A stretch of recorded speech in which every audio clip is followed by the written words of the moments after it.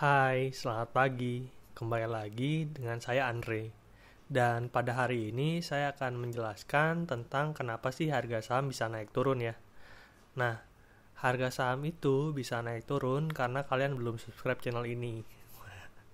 Bercanda ya. Ya, kalau kalian mau dengar penjelasannya, subscribe dulu channel ini baru kita akan belajar bareng-bareng kenapa harga saham bisa naik turun.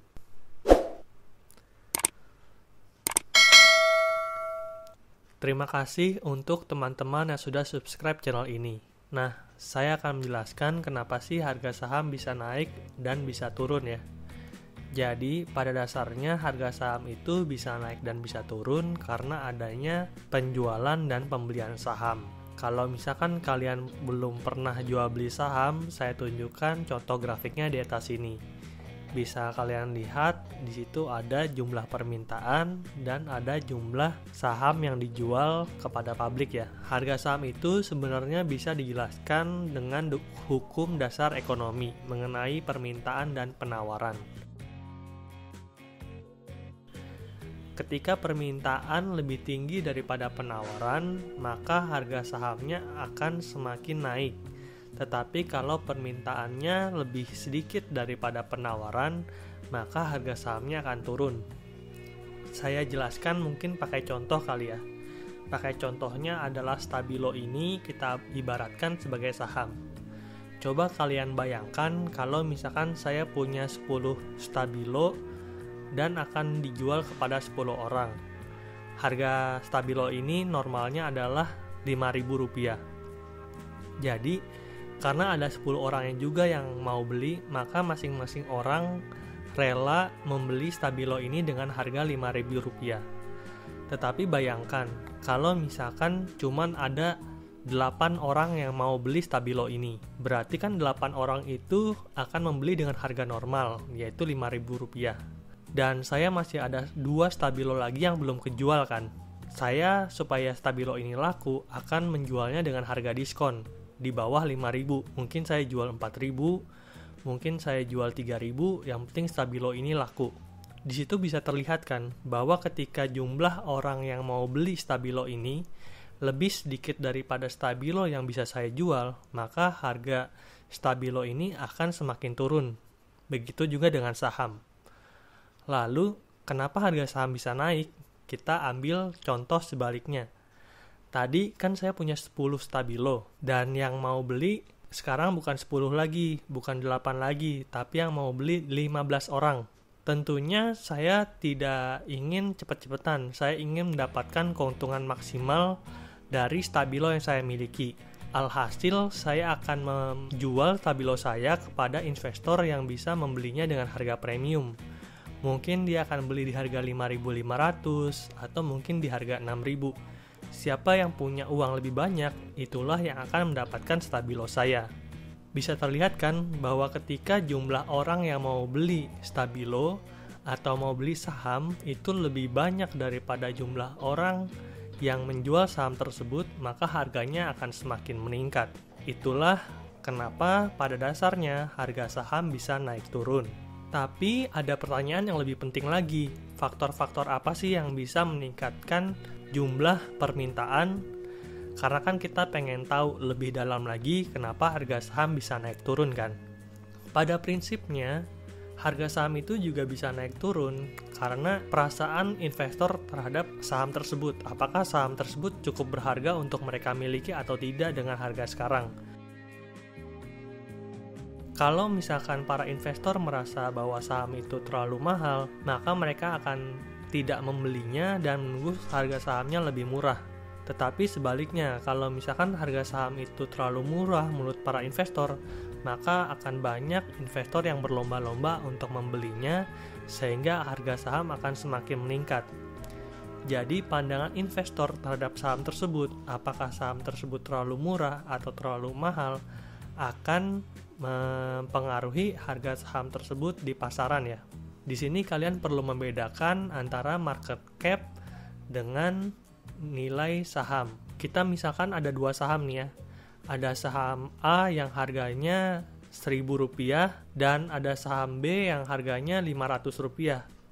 apakah saham A itu lebih bagus daripada saham B atau saham A itu lebih mahal dari saham B? Tentu tidak. Karena kita perlu melihat market cap dari saham tersebut. Market cap itu apa sih? Market cap itu adalah harga saham dikalikan dengan jumlah saham yang beredar.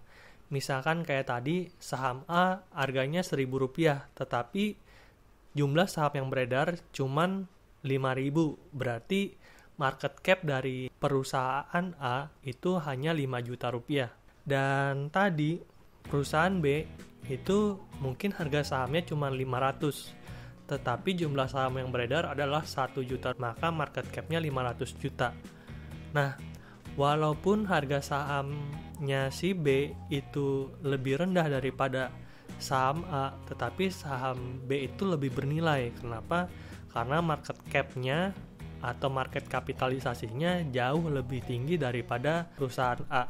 Harga saham itu bisa naik turun juga dipengaruhi, selain market cap dari saham tersebut saat ini, itu juga dipengaruhi tentang ekspektasi dari investor terhadap saham tersebut. Maksudnya bagaimana? Apabila investor melihat bahwa saham ini mempunyai potensi yang tinggi untuk tumbuh ke depannya, maka walaupun market cap-nya kecil, maka saham tersebut akan diburu oleh investor. Sebaliknya, apabila investor melihat bahwa perusahaan ini itu tidak memiliki potensi yang bagus di masa depan, maka investor akan membuang saham tersebut sehingga harganya semakin lebih murah. Dan sebagai gambaran, apa sih yang dilihat para investor sebenarnya ketika mereka sedang meneliti suatu saham?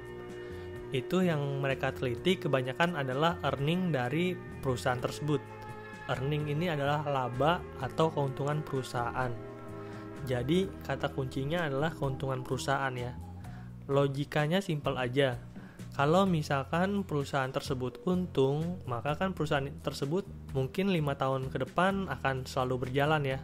Dan ketika 10 tahun lagi, perusahaan ini akan tetap ada dan harga sahamnya akan terus meningkat. Sebaliknya, kalau misalkan perusahaan ini rugi terus-terusan gitu ya, dan ruginya besar, maka mungkin 3 tahun lagi perusahaan ini akan tutup. Oleh karena itu, seringkali para investor melihat laporan tribulanan atau laporan tahunan dari perusahaan tersebut sebelum memutuskan apakah harga saham ini layak untuk kita koleksi atau tidak.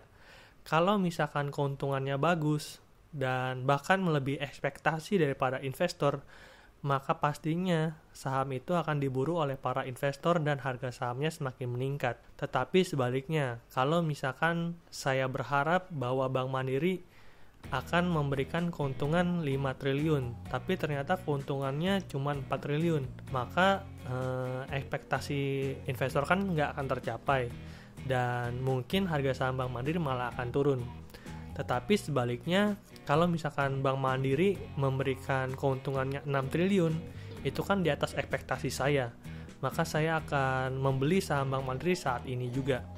Jadi ketika laba dari suatu perusahaan itu di atas ekspektasi dari investor, maka pastinya banyak investor yang akan membeli saham tersebut. Dan sebaliknya, ketika laba dari perusahaan itu di bawah ekspektasi dari para investor, maka investor tidak akan membeli saham tersebut. Malah banyak orang yang akan menjualnya dengan harga murah. Dan kalian juga harus ingat, ketika kalian investasi di saham, pastikan kalian memilih saham yang memberikan keuntungan, sehingga kalian bisa memegang saham tersebut dalam jangka waktu panjang dan mendapatkan capital gain serta dividen dari investasi saham kalian. Tetapi kita juga perlu ingat bahwa ada kasus-kasus khusus ya. Ketika harga saham itu tidak hanya dipengaruhi oleh permintaan dan penawaran dan earning. Contohnya seperti apa? Contohnya adalah .com bubble atau mungkin sekarang adalah perusahaan-perusahaan startup. Walaupun mereka kalau kita lihat itu masih belum memberikan keuntungan sampai dengan saat ini, tapi kalau kalian lihat market cap-nya naik terus gitu ya. Ada yang udah jadi unicorn, dekakorn, popcorn, bercanda ya. Nah intinya sih mereka belum memberikan keuntungan, tapi kok harga sahamnya itu naik terus. Nah itu di luar dari teori saham klasik ya. Di luar dari teori saham mengenai permintaan dan penawaran ini.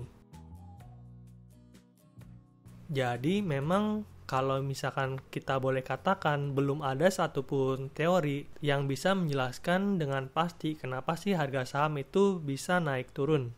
Beberapa orang bilang bahwa adalah hal yang mustahil untuk memprediksi pergerakan harga saham. Sedangkan beberapa orang lainnya menganggap kita bisa memprediksi harga saham dengan menggunakan grafik. Nah, perbedaan pandangan ini sampai sekarang masih terjadi karena emang nyatanya saya sendiri menganggap bahwa saham itu sulit untuk diprediksi. Tetapi satu hal yang pasti kita bisa tahu atau kita bisa pelajari adalah bahwa harga saham itu volatile dan bisa berubah dengan cepat. Dan oleh karena itu saya menganut paham fundamental ya. Paham fundamental itu maksudnya seperti apa? Saya membeli saham-saham blue chip yang memberikan keuntungan secara konsisten di laporan triwulanannya dan di laporan tahunannya. Dengan begitu, saya yakin kalau misalkan saya tutup mata nih dan saya ketiduran sampai 20 tahun lagi, itu perusahaannya masih ada dan saya akan menemukan nilai investasi saya akan berkembang jauh lebih tinggi daripada saat ini. Semoga informasi ini bermanfaat untuk Anda. Kalau Anda ada pertanyaan, silakan tinggalkan di kolom komentar. Like kalau Anda suka, dislike kalau Anda nggak suka. Tapi yang pasti, kalian harus subscribe channel ini supaya bisa terus memberikan dan mengedukasi masyarakat Indonesia mengenai dunia investasi. Sampai jumpa di video berikutnya. Dadah!